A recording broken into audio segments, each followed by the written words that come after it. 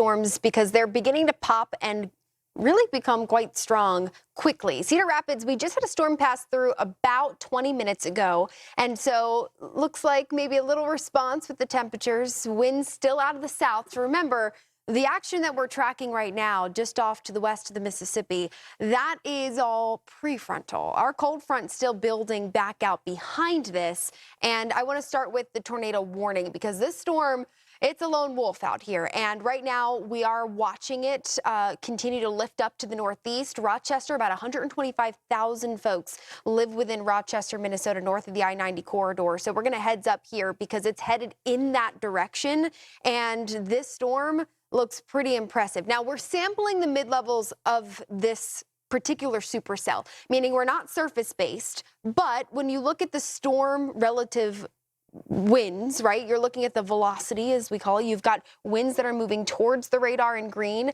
and away from the radar in red. And so with our gate-to-gate wind shear, mid-levels, it's not particularly strong, but this cell is certainly rotating, and it is tall. Check this out. We're looking at 40,000 feet, and we have a decent hail structure. The hail potential with this particular supercell, upwards of ping pong to probably upwards of even golf ball sized hail. But treat this warning very seriously. Rochester, Minnesota, I would just go ahead and get to a safe place as quickly as possible. Nothing is going to slow this storm down. So we're going to watch that warning be extended up to the northeast. Let's go to that cluster of storms that Haley was mentioning, right? This is an area that we've been watching just off to the southwest of Dubuque. Now, this quickly grew upscale, meaning those discrete supercells quickly became a line. And that was something that could very well have been on the table for the day today. But what I'm interested in, while this has become largely a damaging wind and hail threat, you got to watch the southern tail of this cluster because there could still be enough rotation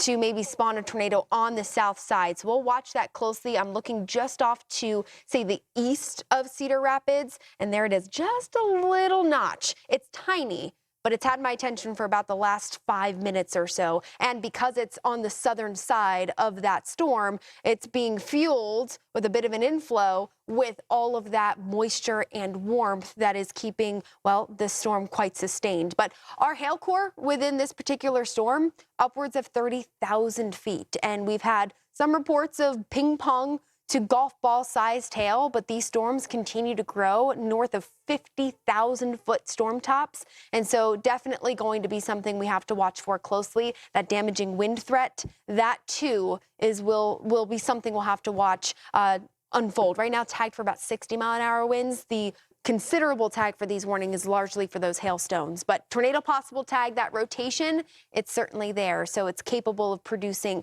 a tornado, and I think more so on the southern side, but still a little notch, little kink in between that cluster could be just enough to get some spin. But that will push off to the northeast, and it's been moving pretty quickly. The southern side of this is pushing off at about 50 miles an hour, a little slower on the northern tier up through Dubuque, but you can see those storms beginning to roll their way through.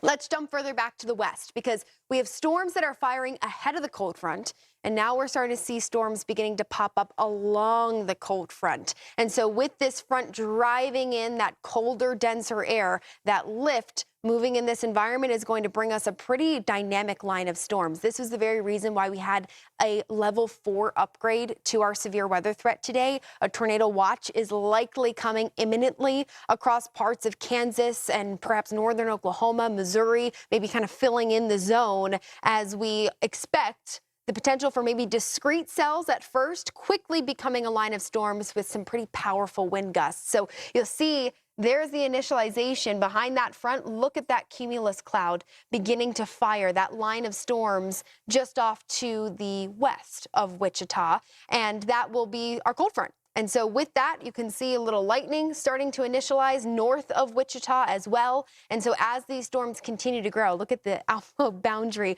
look at the convergence here. There's our lift. And that's where we're expecting to see this continue to intensify for the next several hours. And the threats on the board, we're talking nearly 80 to 90 mile an hour wind gusts. And right on cue as we're talking about it, Christopher letting me know that that tornado watch has been issued. So an extension a little farther to the south. We were expecting this, just waiting for kind of the collaboration amongst the National Weather Service offices with the Storm Prediction Center to kind of highlight the best zones and which states, which counties need to be on most alert. So as we get that loaded up for you, just giving you an idea of what we're expecting to see for the next several hours. The fact that we went with a tornado watch in this area just goes to show you that even despite damaging winds perhaps being more of that primary risk as we bleed later into this evening, taking that top threat of what most likely folks will experience with this line pushing through, the tornado possibility is still very much on the table. So this tornado watch, as it gets loaded in for you,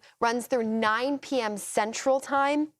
And it's going to encompass a much larger piece of real estate across the Central Plains. So there it is. And as expected, connecting with our northern watch, this runs through 8 p.m. And then as we jump over the state line into Missouri, crossing the I-70 corridor, stretched back into western Oklahoma, this runs through 9 p.m. Central Time. And right now within this watch, we could see softball-sized hail and 85-mile-an-hour wind gusts on top of that tornado potential. So we're just getting things started, Melanie, and we've got a lot more to cover as things begin to fire up quickly this afternoon.